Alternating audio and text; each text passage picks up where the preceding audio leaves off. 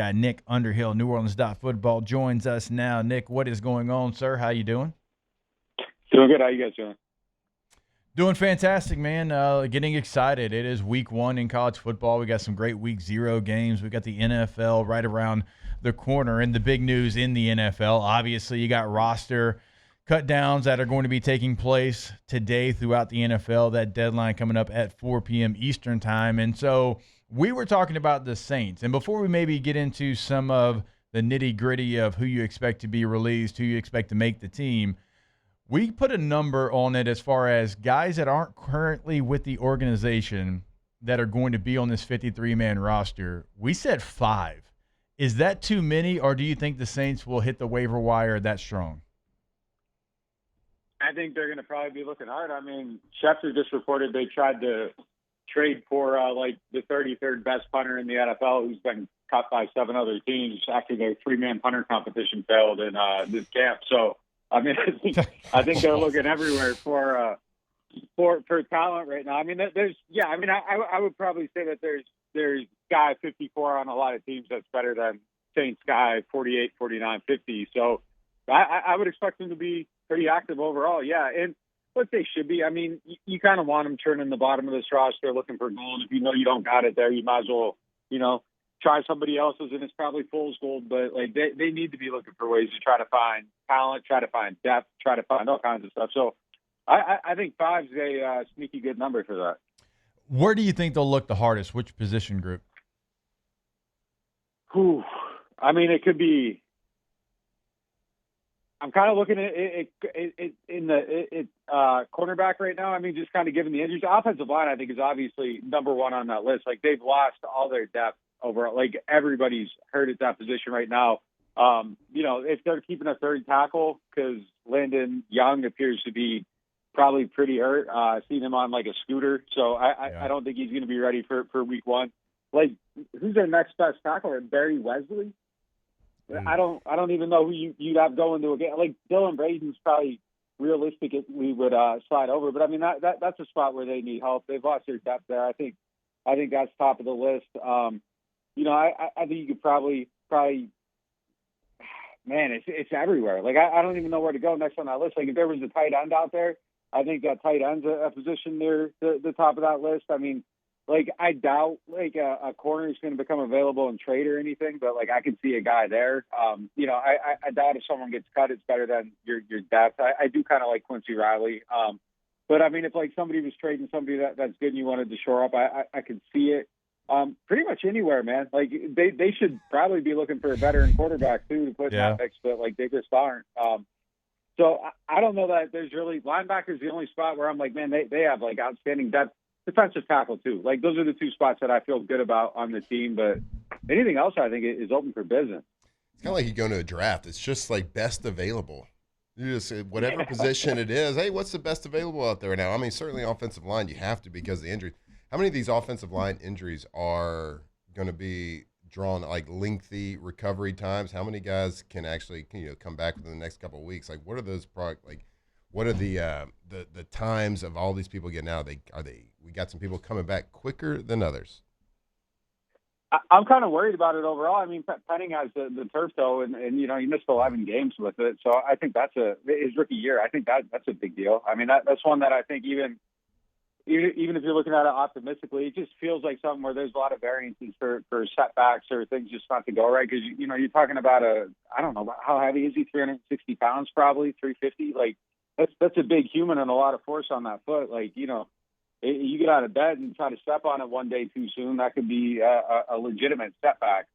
So that one doesn't look great. Landon Young, that doesn't seem great either. And very, very solid player, very good guy for the team. But that's one where, you can't really afford an injury if you're him. So I think that they really need to be looking for an option there. And I mean, I hate the idea of making trades given where they're at, but if they made a trade for a depth offensive tackle, I would actually understand that one, because I think that's more investing in the safety of your quarterback than anything else. And if you're trying to develop these guys, you got to make sure that you're well set there. We saw ratings at tackle, and I'm not trying to be over dramatic or anything, but like he played some tackle snaps that first preseason game, like, and it didn't look good. Maybe it's just about getting your feet back underneath you, but like if Penning's out, Ravens look sketchy, and your next best option is I'm looking at the roster right now, like it really might be Barry Wesley. Like that's just not a spot you want to be at.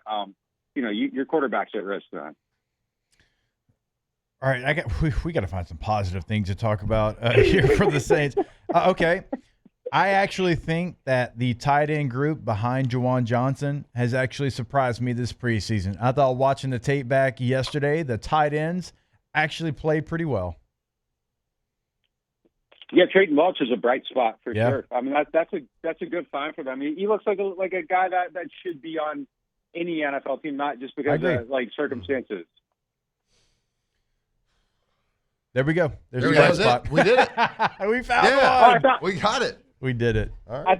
I thought you were jumping in there, so I thought no. I think he's good though. Like I think he's legit. Like I think he should be on a team. I'm excited to see how he develops. Blocks well, catches well. Like I don't know. Just seems like a very like hardworking type of player. Yeah, I mean I think that he would be pushing for a spot. Like if Juwan and Foster were both healthy, like I think we'd be having a legitimate conversation today. Like, hey, are they going to keep Jack Stoll or Trayton Welch? Like, which way should they go with it? He's really had a nice camp and put it together. And I'll be interested to see what they do with like Matavo and Jacobson. I think both those guys are good enough to be on the practice squad. Yeah. I continue to be like pulled by Jacobson every year. Like he just looks like an awesome athlete. At some point, I think he's going to put it together. I don't know if it's ever going to happen for him, but like he's a guy you watch at practice and it's like there might be something here. So I'll be interested to see if the staff wants to keep working with him or if it's the end of the line. But I've liked him. But yeah, there's some decent talent further down that depth chart. I do think at the top, I would have liked to see more from Juwan throughout this preseason. So we'll see how that goes into the season. But yeah, Welch is a guy that I'm excited to watch. Those are the kind of guys like, I think that's what the season's about, is like about the Trayton Welches and just kind of seeing, how they develop, how they get good. And, I think if you watch the season through that prism, like there's things to be interested about. If you're bottom lining it and thinking like, 9 or 10 wins or it's a failed season, no playoffs, I think you're probably going to be pretty frustrated from day one. But I think there's some interesting subplots here that I think they should be the focus of the season. Yeah, Nick, I'm kind of curious as well on the running back room. I mean, of course, the Saints cut Cam Akers. They released him. But behind Alvin Kamara, we were talking about the 2 or 3 guys. So Clyde Edwards-Helaire as Pop, he's made some good. I think they really good. They just wait. Well, we're an idiot. They waived Welch. So. Jeez, gosh.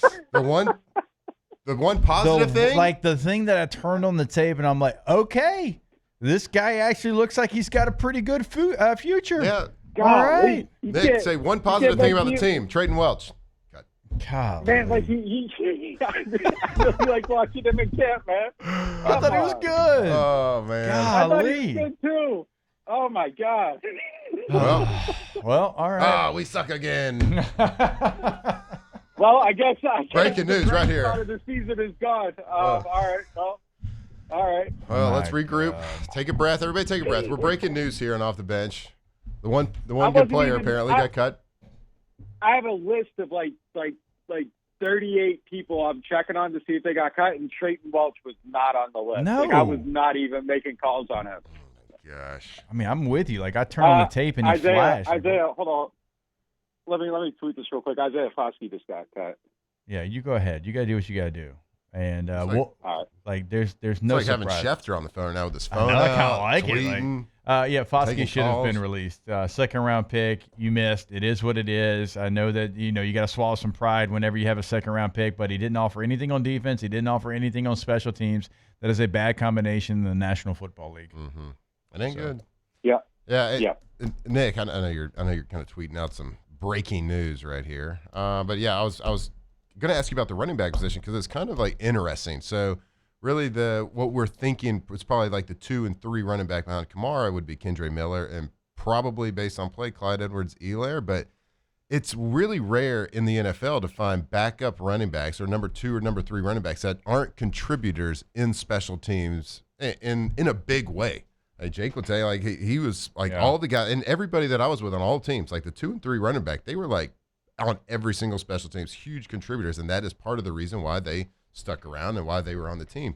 So I find it interesting that those two guys aren't necessarily huge contributors. Do you see that like making a difference in any decisions in that running back room? Well, I clearly don't know anything because I thought Trey Mulch was making the team. Yeah, never mind. Hang up. Yeah, I mean, I would have Clyde. Like I like Bayless on the team because he had good gunner snaps all camp, and I really think like some of that stuff feels like JT Grady's competing against some guys like that too. Like I think you're throwing them all in that same basket, trying to make those decisions. I like Jones there. I like the explosiveness he brings. It's tough though. Like I know they were trying to find like another guy to add to the mix at running back, which I think kind of speaks to anyone behind that Kendrick Miller cutoff line. Devin Neal only had the one game, so I thought he looked pretty good though.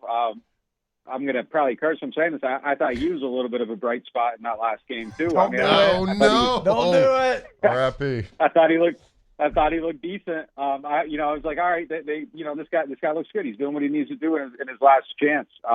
His only chance in the preseason to make a case. I thought Cam Akers going was pretty evident for those reasons. Like no special teams. I thought the pass pro was sketchy.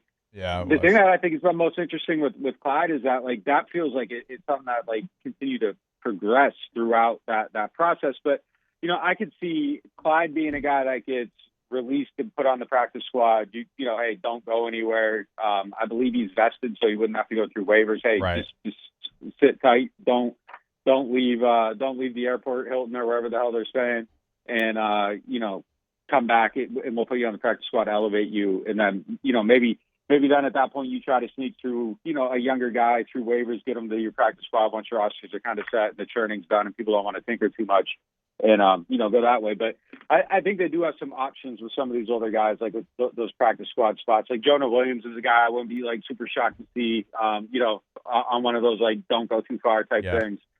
But yeah, I feel like Bayless, like the special teams thing, I think gives him a chance. The explosiveness at that position. I've like honestly before seeing like Devin Neal, my top four would have been Kamara, Kendre, Clyde, and Bayless. Then Devin Neal played well. He's in that mix somewhere. I think it becomes interesting. Like Bayless could be a practice squad guy too. The only two that I'm like convicted on being on the team, like obviously like Kendre, I thought had a great preseason. I think he's made his case. And I'm not saying he's a top five like football player on the team or anything like that. Like, but I think he has like legitimate high level talent. If he can learn how to be a football player and get assignment sounds and block well and be consistent. Yeah, he has a chance to be like a really good football player, but like it just has to come together for him.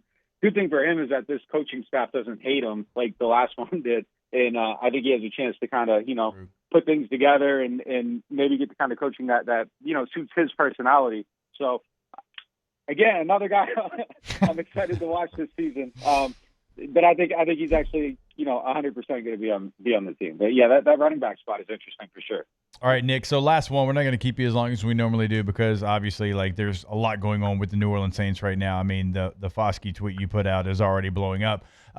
Receiver, we were talking about that earlier because you got multiple guys, 4 guys that aren't really going to play special teams. How many receivers do you keep, and who are maybe 5 and 6 if you do keep 6? So my receiver list: Chris Olave, Rashid would be 2, Cooks would be 3. I think Bailey is obviously on the team, and then I might keep. I don't know. Like I don't know what the market would be for Cedric Wilson. Like he could be one of them guys you try to hide on your practice squad. Yeah. I'd probably go 5, 6 and keep Cedric and Tipton unless I feel like I can keep Cedric Wilson around in that type of role. I feel like somebody might want him. I don't know. I can't expose Tipton to waivers. I don't think. I think. We always talk about like, oh, this guy won't get through, and it ends up being like 2% of the players, 2.84. I think I saw percent of the players get claimed. I actually feel like he's a guy that gets claimed though. Yeah. Like he's shown a lot. He's played well.